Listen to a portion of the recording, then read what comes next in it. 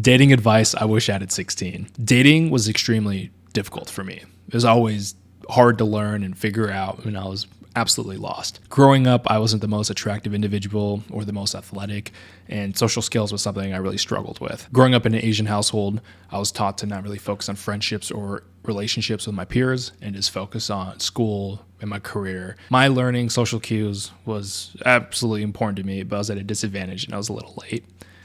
I wish I had this advice at 16. It would save me a lot of time. Just because you have extremely strong feelings for an individual doesn't mean that they will ever reciprocate that, and that doesn't mean you're in love. Your hormones are flowing, you have a crush, you like them. Doesn't mean it's meant to be. And that approval and that feeling of wanting them to fill the void, to fill the absence, doesn't mean it's valid to them.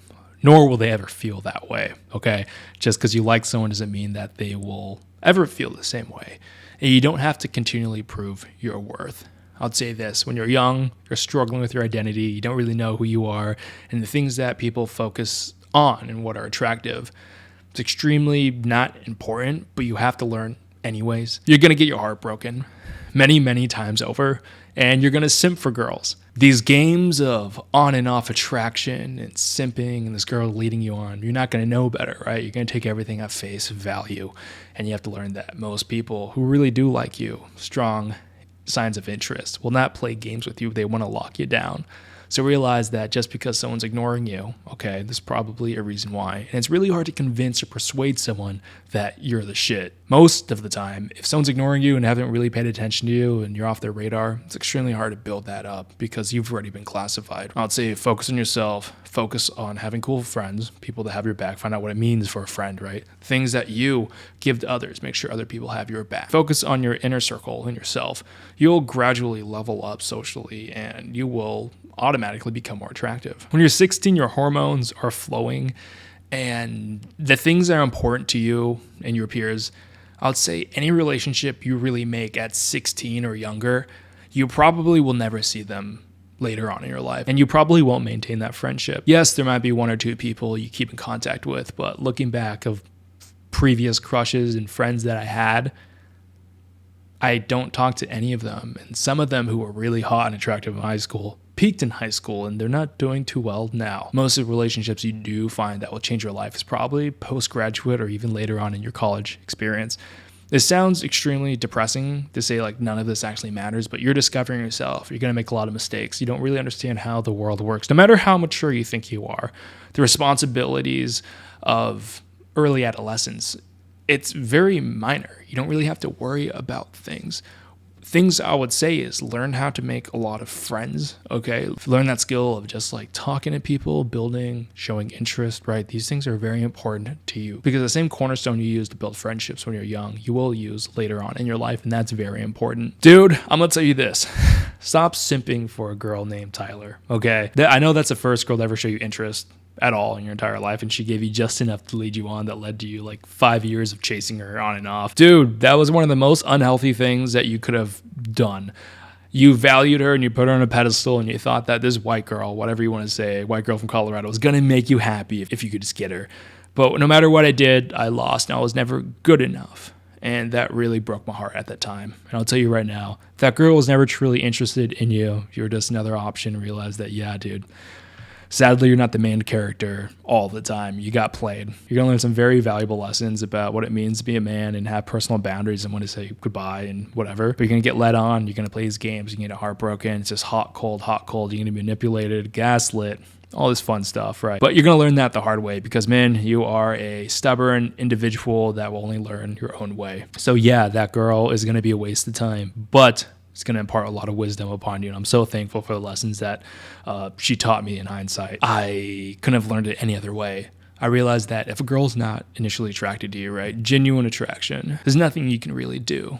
Can you build attraction if someone's already showing you interest? Absolutely. But you can't convince a girl to love you. Sometimes what we want is different. Like you have your own things of attraction. You may find someone extremely beautiful, but they also have their own definition of what they want in their life. And you just don't fit that. Okay. I would say that most of the girls that you do like or around won't find you attractive because they're caught up in dumb stuff and realize that you're peak or zenith will be later on in your life. You'll come your own way post-grad, maybe even in your late 30s or 40s, and realize that you will continually level up later on. And that really sucks and hurts to hear, to be like, wow, I can't have any fun while other people do at my own age. And I would say, yes, it sounds crazy, but people who have everything usually burn out fast and they don't really end up anywhere. I would say the things that you should focus on is, dude, like, yeah, you're getting good grades already. Learn how to be cool with everyone, right? Learn how to be cool with everyone. Don't necessarily be a people pleaser. I know that's something you've probably struggled with, right? Talking to myself at 16, absolutely. But realize that these opinions that people hold over you, everyone's just so fucking insecure about themselves that they probably won't focus. And the thing is, in middle school and high school, everyone makes fun of you and shits on you because we're all so insecure about who we are. And we want to pass that on to someone else so you're not in the spotlight of being shitted on. You're going to get to a point where you've always been. And that void of getting beautiful women will no longer make you happy. And you realize that you are enslaved to that system of their approval or whatever. And I would say that short term, getting a very hot girl to be your girlfriend, a partner, or whatever you want to say, it will make you extremely happy. You'll be proud of yourself for once. Be like, wow, I was able to attain a level of success that you always wanted.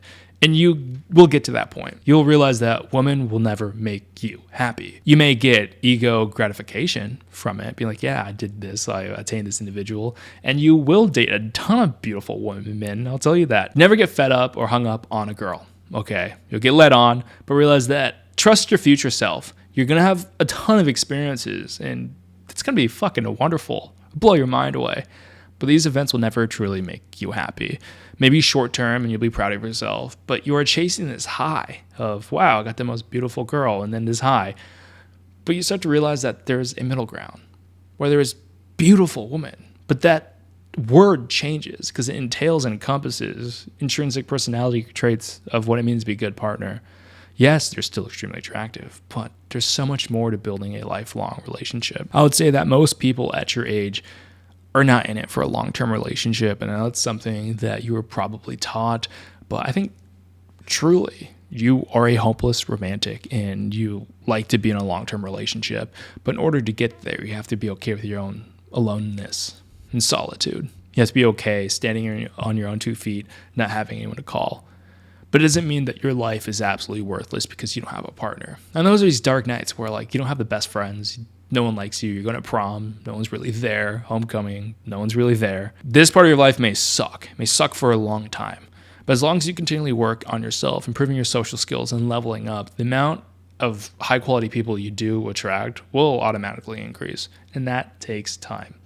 I would say focus on the gym at 16. Find out what it means to be you. Explore your personality. It's going to be hard because you won't have any direct role models, but realize that it will make sense in the future. Don't sacrifice your morals and whatever you believe in just for a woman. If you know you're doing something wrong, for example, partying, stealing liquor from a store, or whatever, doing these dumb stuff that your peers do, don't sacrifice that thing in order to please a woman, no matter how hot they are and how tempting that's going to be. And you probably will fail and fall on your face. But realize by sacrificing your morals, your wisdom, you're no longer playing on your own home field. You're playing in their game. And now you're a pawn in their life. And I would say that's extremely detrimental to what you stand for. Because if you have nothing to stand for, if you have nothing to guide you, what's the purpose of this relationship? Do you really think that'll ever make you happy?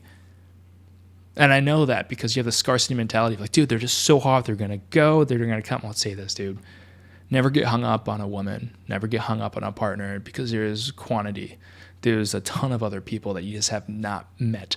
Because if you look at your ecosystem, you are stuck in your own hometown. You're stuck to your old school. But realize there's other schools, there's other cities. You'll grow up, you will travel. There's a ton of people that you have not met. Rejection always fucking sucks. Rejection hurts. And you're going to take it extremely personal. It's going to destroy you. You're going to question your own being. You're going to think you're worthless because you got rejected by a girl because you had these feelings of love or whatever. You got hung up on this one girl. Rejection is just a part of the game. Rejection is a part of life. And it will always hurt. It always will hurt. We don't want to be rejected, but go into that pain because you start to realize why am I feeling so bad? But you get to the point where you center yourself and you start realizing, it's part of the process. We're not compatible. And that rejection is saving you decades of time. Because if you meet the wrong person, they say yes. You absolutely ruined your life. The person you're dating will determine where you go in your life. If you meet low quality people who want to party all the time, do drugs, you will have a life full of drama. There will always be fucking fires to put out, whether in your personal relationship, interpersonal relationship, no matter what. You will not be the healthiest mentally, spiritually, or physically. So be careful who you date, no matter how hot they are. Also, they might have diseases, so wrap that shit up. You're going to experience a lot of things later on in your life that you never thought was possible. And it's hard to say that you will continually level up and have these beautiful and cool experiences later on in your life, even though you don't really have evidence of it. But you have to have faith and trust that things will work out.